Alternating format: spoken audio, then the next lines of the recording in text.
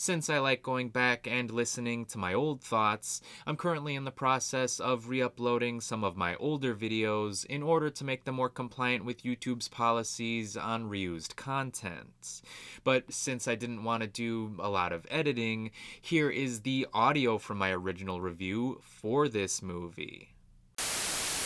It's been a long time since horror films were treated with such respect. The genre once touted classics like The Shining, The Thing, or Alien that were not only great at terrifying the audience, they were also considered some of the most classic pieces of cinema, having all received many prestigious awards in categories like directing, acting, editing, costume and effects, etc. Alas, that era of horror films seems to be over, as the genre now seems to favor torture porn, gore fests, and jump scares over the old craft. Though it may be true that independently produced horror films like The Babadook or The Witch or It Comes at Night are great films that harken back to the old era of horror flicks, it's clear that there is a disconnect between film critics and general audience members. It's rare to see a studio-produced horror film crafted with the same level of effort and care that is critically acclaimed, loved by the movie-going public, that also becomes a box office hit. Then comes It.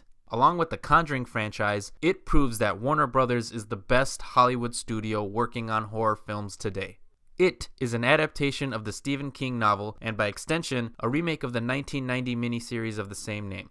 An unusual amount of children have gone missing in the simple town of Derry. The rest of the children, who mainly just want to have fun during the summer, have been experiencing strange sightings of a mysterious clown. Is he real? Is he all in their heads? Only a band of 7 kids, referred to by their bullies as the Losers Club, are desperate to find out how this clown and the missing children are connected. Having never read It, I can't comment on how true to the source material the new adaptation is. I can, however, cite how different it is from the miniseries. The series, which goes on for far too long, tells the story of the Losers Club when they were already adults, having already experienced it in their past, haunted by the idea that it may return. We see it terrifying them as kids only through flashbacks.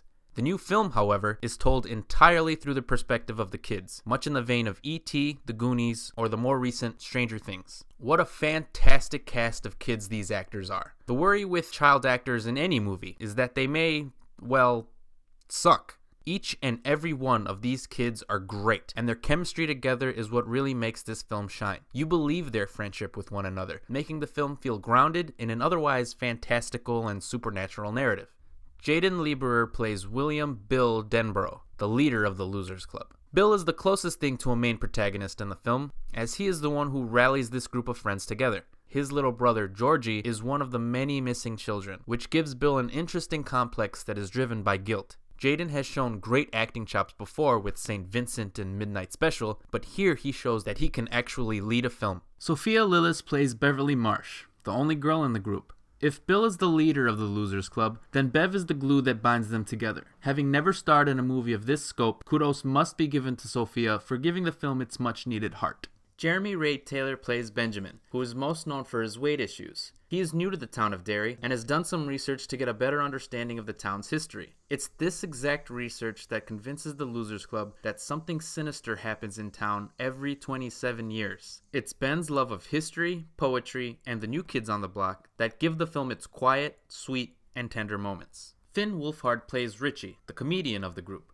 Wolfhard's career exploded last year with his performance in Stranger Things, and his role in It only further continues his success.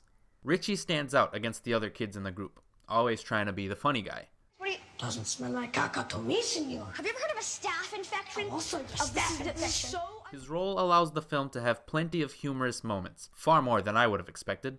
But the levity in this film is more than welcome, giving the audience a good chance to breathe in between scares. His foul-mouthed chatter and sense of humor make Richie a memorable, and my personal favorite, character. Jack Dylan Grazer plays Eddie, an asthmatic who is afraid of nearly everything. His fears keeps the losers in check before they get themselves into any reckless situations.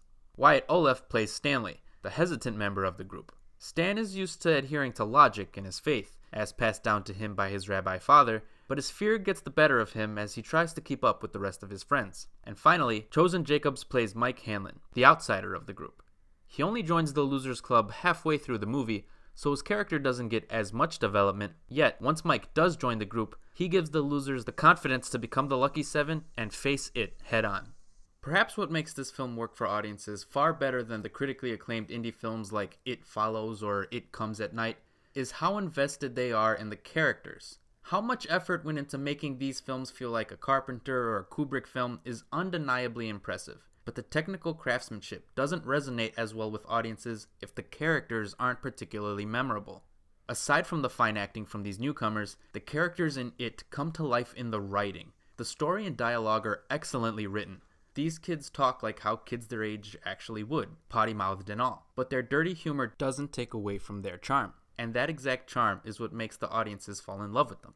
The screenwriters involved captured the perfect tone for this narrative. The entire film feels Spielbergian, filled with youthful themes, excellent production design, and a perfect blend of CG and practical effects. In a time where films are either $200 million comic book films that critics snuff at but audiences love, or $5 million indie dramas that no one goes out to see but critics adore, it's nice to see a $35 million horror production become so successful with both groups. I don't think anyone expected it to be this successful, and its triumphant take during this weekend's box office is going to prove that middle-class films can still exist today. Hopefully, studios will see this, and more mid-budget films will be created to diversify the types of films being made at each studio. If an old Spielberg film is the best way to describe the tone of It, then what It lacks is a great soundtrack. There are some musical cues that stand out, and a few pop songs that are used for comedic effect, but the rest of the soundtrack is pushed to the background. A true Spielbergian film embraces the music to enhance the story, but It never truly takes advantage of its score. None of this takes away from the experience, it's just easy to point out what's missing in a film that feels so similar to a Spielberg production.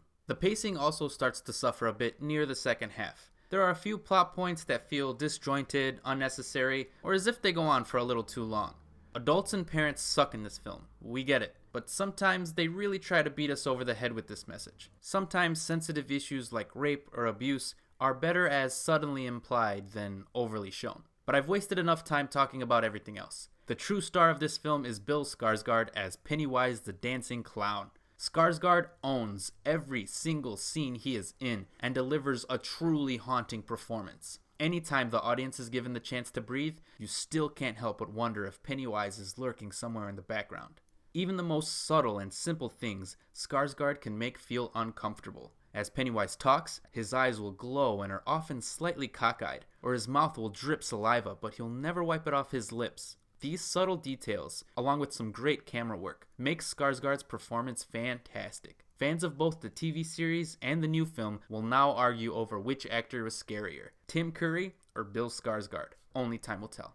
It is a far superior narrative than its TV counterpart. It is definitely more frightening and absolutely filled with terrifying imagery that will stick with you for much longer. Is it the scariest movie ever? No. Is it the best film of the year? Probably not.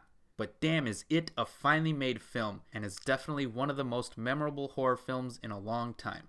The best thing about It is that it feels as though it transcends the horror genre. It works as a great film in and of itself, with great characters that overcome an obstacle in a very satisfying way. Even if Chapter 2 comes out and is underwhelming, It will still be one of the best film experiences of 2017. I'm gonna give it 4.25 out of 5 stars.